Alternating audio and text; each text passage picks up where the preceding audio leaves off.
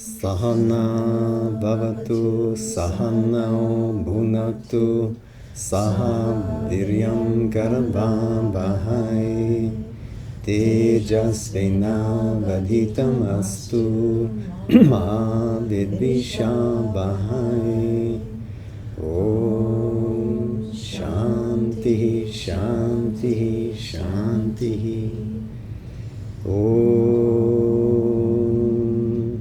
Purnamadaha Purnamidam Purnat Purnamudachyate Purnasya Purnamadaya Purnamevavashishyate. Om Shanti Shanti Shanti. Om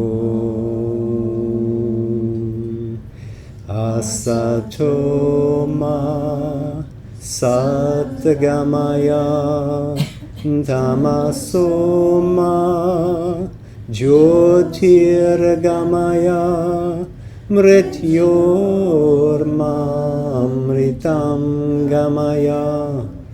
Om Shanti Shanti Shanti. Om Tat Savitur Varam Rupam Jyoti Parasya Dhimahi Yanna Satyena Deepaye.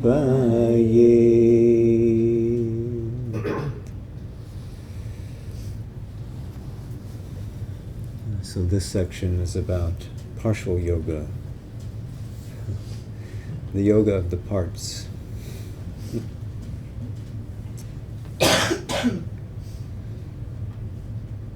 The beginning of all yoga is the experience of union, oneness, identity. With what? With the real existence behind appearances. Pure being, not the becoming which carries you from moment to moment, confusion to confusion, but what is unmoving behind. This is the first state of yoga, to come into oneness, to know it. We say knowledge, but knowledge is a poor word.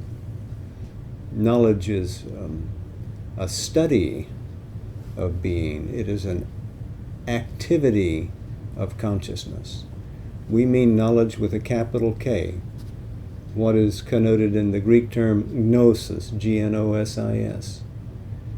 It is a deeper, a profounder knowledge. The yoga of knowledge carries you away from the mind. The mind might be the beginning, might seem to be the parent of the effort, but it is not. It is the conscious element in the mind that is seeking for its own pure source. And that pure source is real being. We find always that it is. If it is not, what are you seeking? If it is not, how did you get here to ask the question? There is a being awaiting your discovery. It is the truth of all things. It is the truth behind the universe. It is your truth too. The Tat Sat of the Vedanta, that existence, is the same thing as when we say Soham. He, I am. I am He. To discover that truth is to discover the truth of your own nature too. You cannot exist outside that.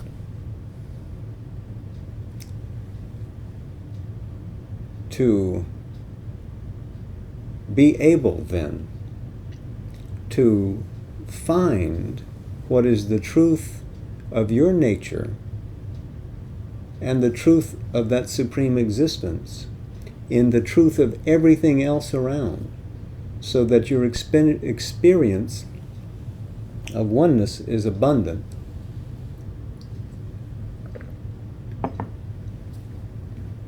is your job as a seeker. You can't rest satisfied with your own salvation.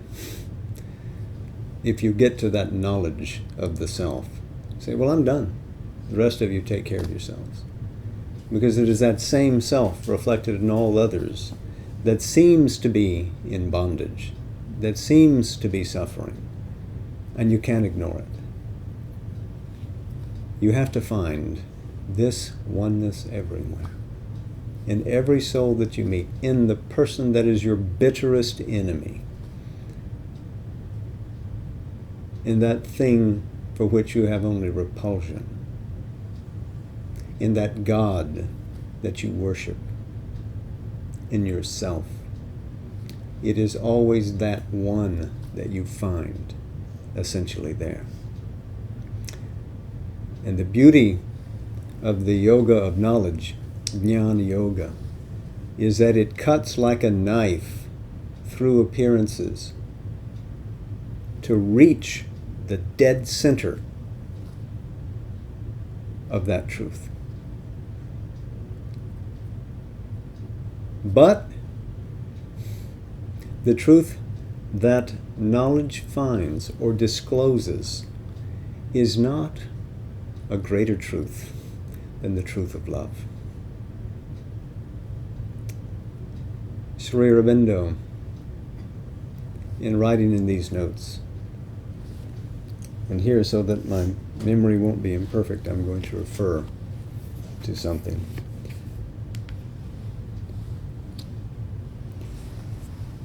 Note something that I thought was really delightful. That there are three other words that sum up the first state of the yoga of devotion. Faith, worship, obedience. This is the beginning. You have to have faith to start. Shraddha. You have to have faith that there is that there which you can find, that the one you adore will receive you.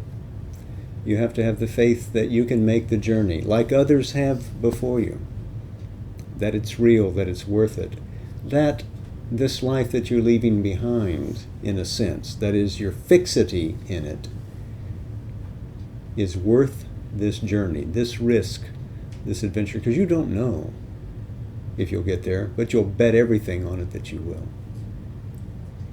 So that faith has to be the thing that starts us. Worship, because for us at this point, that is a distant reality. That is a distant being, something other than us, something outside of us. And our first natural approach to it is to put our hands together and salute it and acknowledge it. But it is you down here and that up there.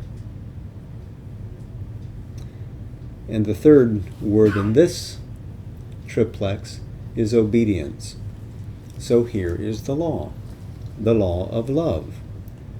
First you begin with aspiration, and then you move to self-consecration, and you go through all the various steps that lift your being up.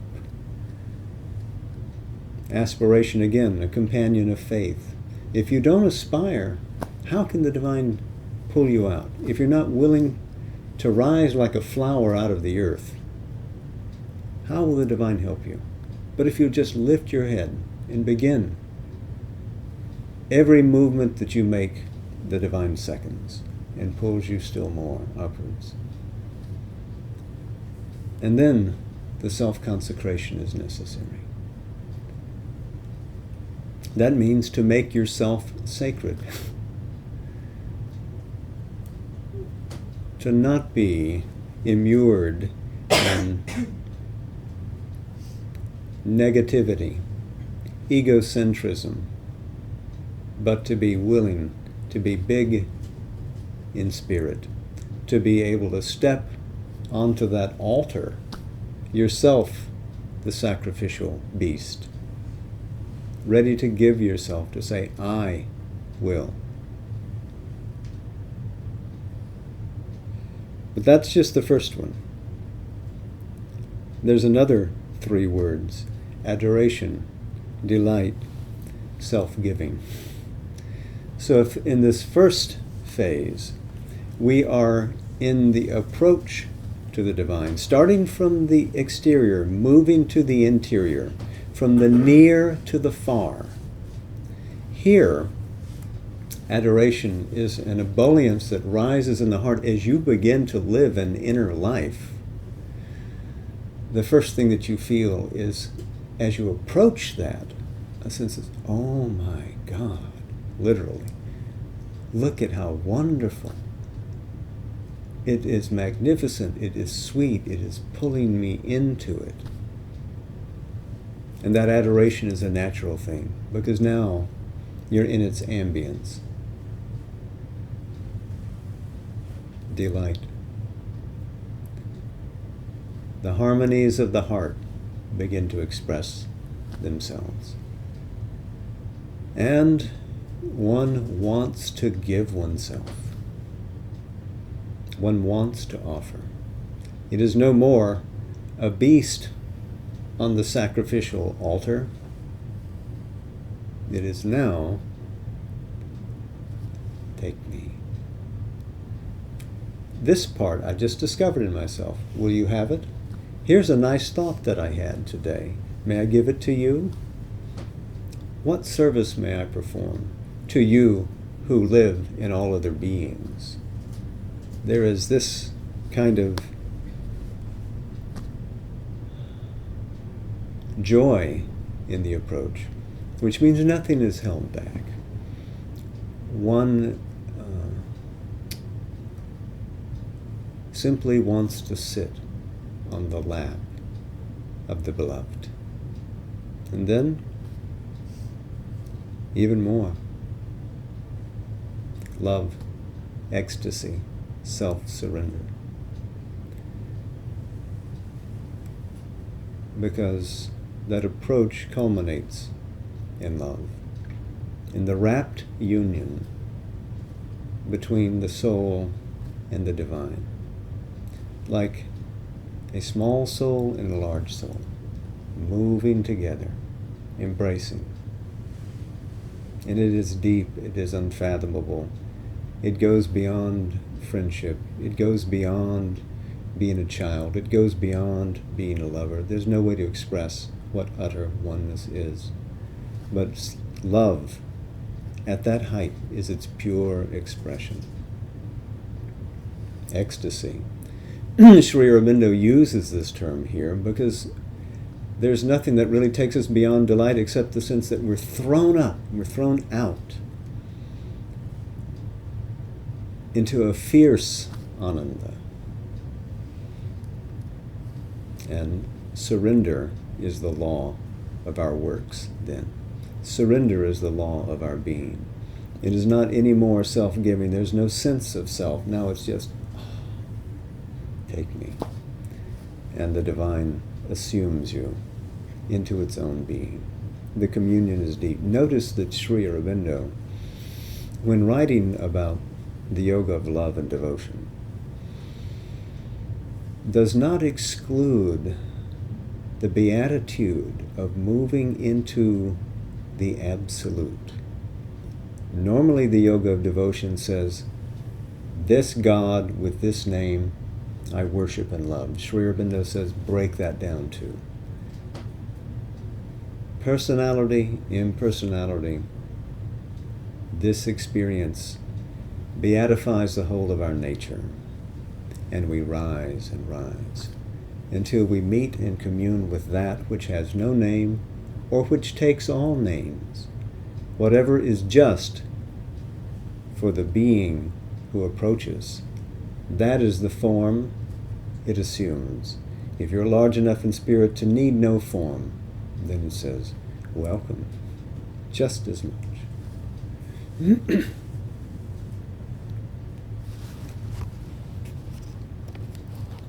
So, the yoga of the heart. But there's also the yoga of works, because it's true being that we seek. And it's the truth of our experience, the sap of the experience of being that we seek. But it's also the empowerment of true being that we seek.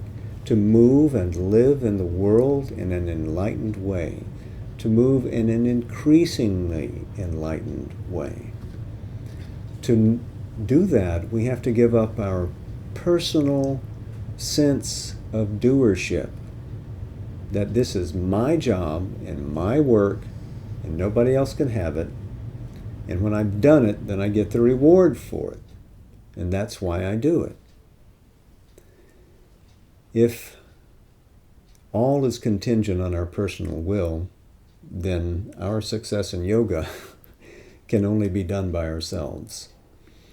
But we find in the yoga of works that if we set our egocentrism aside and simply do the work without claiming the fruit and offer it, that there comes a sense to us of a greater will expressing itself in the world, of which our little will is a thread.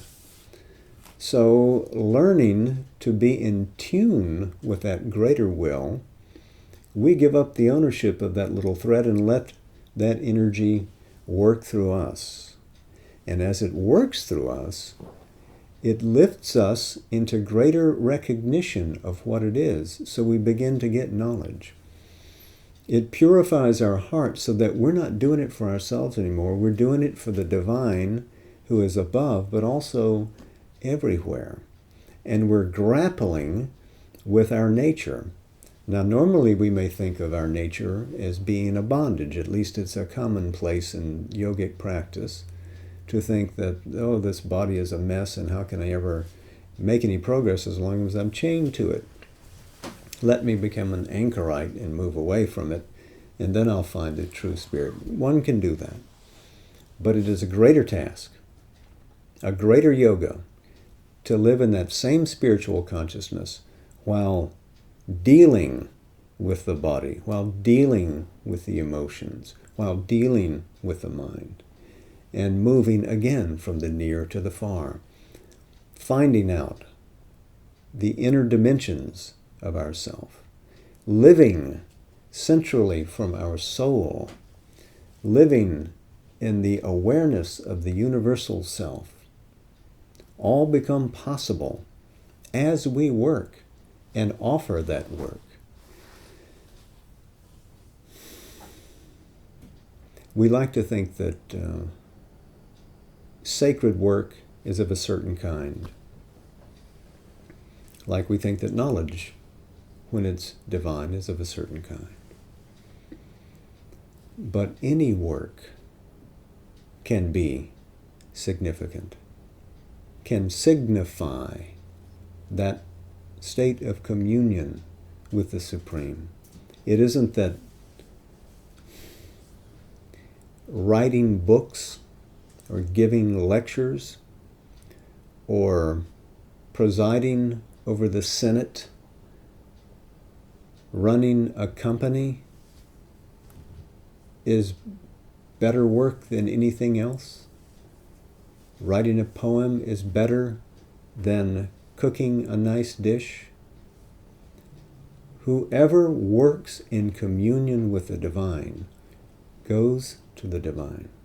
However humble that work might seem, that's the work that matters. If you have terrific gifts that have somehow come to you, and you can't use them except with reference to yourself, then you're a slave of those gifts, and you have not transcended. And you cannot be a perfect channel for the expression of this higher power, which is conscious being, delighted in itself. You can't be a channel as long as you're bottled up in your ego. You have to surrender. So surrender, which we heard in the yoga of love, is just as important in the yoga of work. When we act, it should be the expression of a self-giving which is becoming a self-surrender. When we throw down the bars that prevent us from connecting with that, when we break through our own prison, because we're the ones that imprisoned ourselves, we can live in that consciousness. But we find that living in the world, even when we're awake to the soul or awake to the spirit, does not confer upon our work perfect knowledge. You may be aware of what that is in essence, but still one stumbles. The Gita says, thick and tangled is the way of works, and even the sages are deluded when they enter the field of action. And so Sri Aurobindo writes powerfully that if we're going to change that, if we're going to be able to marry spirit to the world in a way that will change or transform it, we can't do it through the enlightened mind or the uplifted heart or the plasticized, energized body. All of these things will always be subject to the inconscient ground from which they come. We have to climb high, high, high above the mind into what he called the supermind, that range of consciousness which takes the infinity of that pure being and harmonizes it and casts it out into beautiful, powerful expression. It's only when we evolve our consciousness to that point that the soul will have the power to undertake the transformative work here. That's when we can divinize the earth. That's when we'll change things absolutely. So it's a long way to get there. The best thing is don't think about the time. The best thing is to find your soul inside, to live from your soul, not from your ego. Live with your being yoked to the divine will and not led by your personal will, which will make a mistake every time it steps. And to have the capacity to retire into the felicity of these inner states without abandoning the work outside, however difficult, however confounding it might be. Don't give up. The first step, go inside. Meditate. Contemplate. Simply feel a communion. If meditation is difficult, don't meditate. Instead, feel upwards. Catch the sense of that presence and just move yourself into communion with it. Feel it. Become one with it. The more you do, like a magnet, you will draw it to you, and it wants to come to you. Peace will descend. Light will descend. Ananda, finally, will descend. And inside, there's always that world of happiness. But don't abandon this vexed world outside. It needs your help. Out here, too, are our brothers and our sisters. Out here, too, things need to be saved.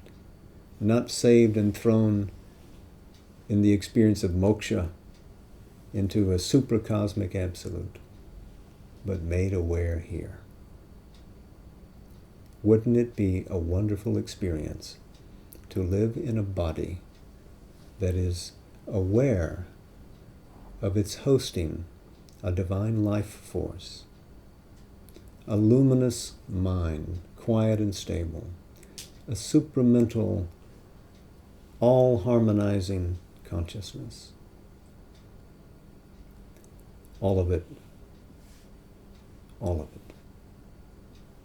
is the goal of yoga, to replicate in ourselves what the divine being is in its largeness.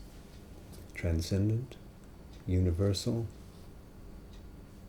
individual, but all of it compressed into the signature which you are. You are the divine signature on earth.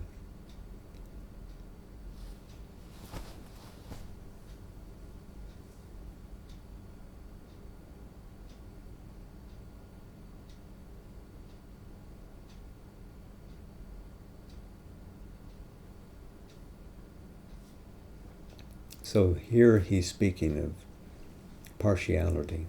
Next week we take up the integrality of yoga, the experience of fullness, purna, which we chant about every Sunday. And then the week after that, we take up essays on the Gita.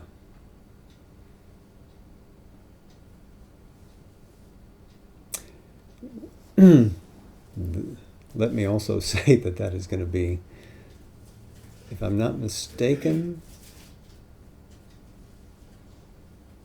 I might be mistaken.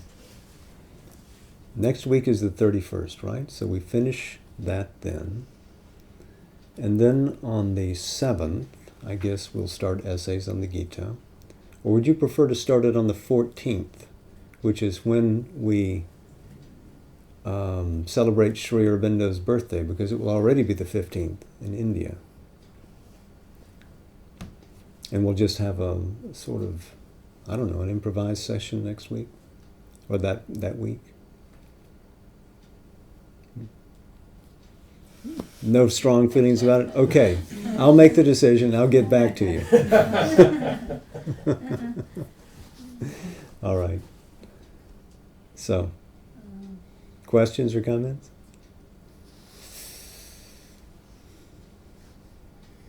Don't look at me, I don't have any mints.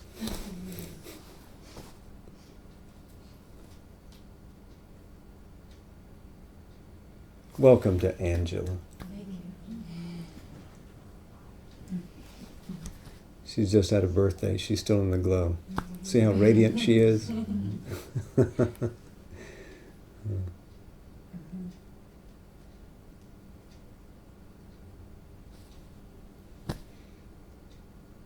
All right then. I guess it's time for contemplation. We'll go and meditate.